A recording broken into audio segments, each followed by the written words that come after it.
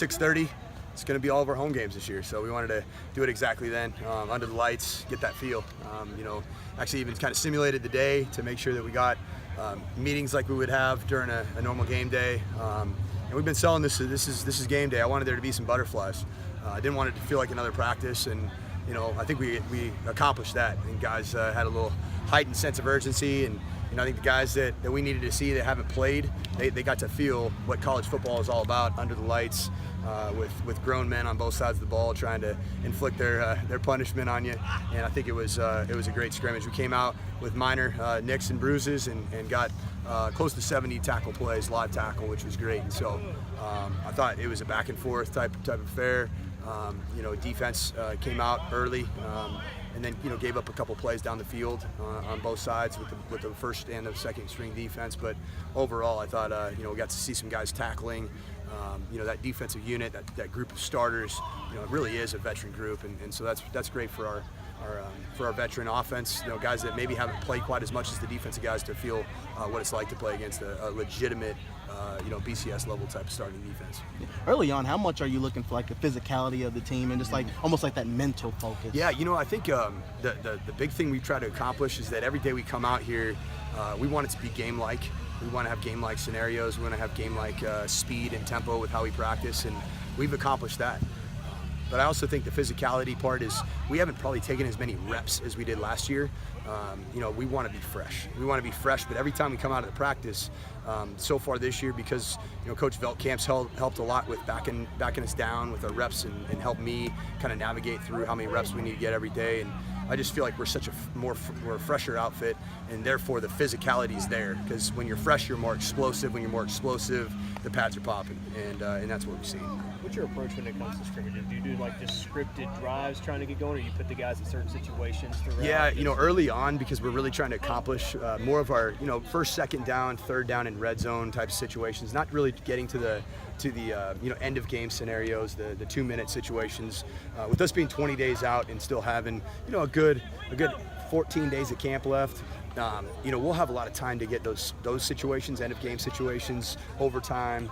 But right now it's really about just getting to the fundamentals of managing offense, defense, and special teams, and that's our philosophy. But it's big for all of us. We sent our offensive staff, half of them went up in the press box, and we were on headsets. Defensively, they did the same thing with Coach White, and we wanted to get game ready as coaches too. We've got some new faces, and so far certainly have been positive, the returns we've seen. I think of the comfort level, just in the way the guys were able to come in tonight and then sort of adjust to this, game day style things, and even just on the field, the comfort and executing what you guys. Yeah, I thought we were clean. Our main goal offensively was to not turn the football over. We did have a couple balls on the ground, but we didn't turn the ball over to the defense. You're gonna win games if you have 0 turnovers. Period. And then obviously defensively we got to get turnovers, but. The comfort level I think was more there probably at the starting defense, and then then I thought the starting offense really settled into the scrimmage, into the game. Obviously the young, we're going to play some freshmen. We got a talented group of freshmen.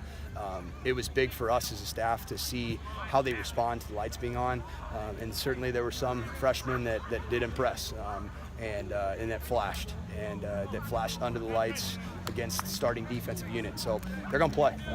We've already essentially determined that 5, 6, 7 guys are going to burn that red shirt period, and that list could continue to grow. And there's a stat that Trent Baalke, the general manager of the 49ers, when they went to the Super Bowl under Coach Harbaugh, gave that players that play in their very first year have a 25% more likely chance to make a roster long term, and that's in the NFL. So we want these guys to come in and play and contribute, and I think we're seeing that exact statistic come to fruition with the 15 newcomers that we played last year. Now those guys seem like veterans because they played in games. You just mentioned new faces. Who's really standing out to you? I think the 2 freshman tailbacks have been extremely impressive.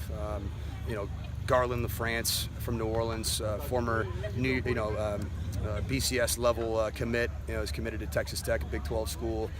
He's as advertised. Gino Appleberry's been a very, very pleasant surprise that, we thought he was a big back, a physical back, but he's shown great quickness, great agility, and good top-end speed. So those two, they're going to factor into what we do. I think Kivaris has shown flashes. Looked like a freshman quarterback tonight at times, but looked like the guy that we expect great things out of at times as well. Those three in particular on offense. And then Jay Gibson, tight end from Chattanooga, Tennessee. He might be one of our more physical inline blockers as a freshman, and he's 255 pounds, as a freshman tight end. So he's got the size to go out there and play today, and just getting more comfortable in the system is big. So those guys are getting plenty of reps. Offensive line-wise, Mason Brooks, who we signed late in the process, actually on the second signing period. Man, he's been a great tackle for us. I think he's going to factor into playing this year as well. You mentioned Kivaris. What has his transition been like catching up to the college game? It's been good. I think it's about what I thought it would be. Incredible physical gifts. Can make every throw. But the game is fast right now, and he needs his sense of urgency and everything that he does from a practice standpoint, from a command of the offense standpoint. He needs that to speed up to the game of which it's being played. And when he gets comfortable and when he is playing with a sense of urgency, he's a problem. We ended up going live with him in one of our live periods. So we put a red jersey on him just like the rest of the offense and let him run. We saw what we needed to see. He's going to be just fine with the ball in his hand. So I think we have a good feel of what he can do.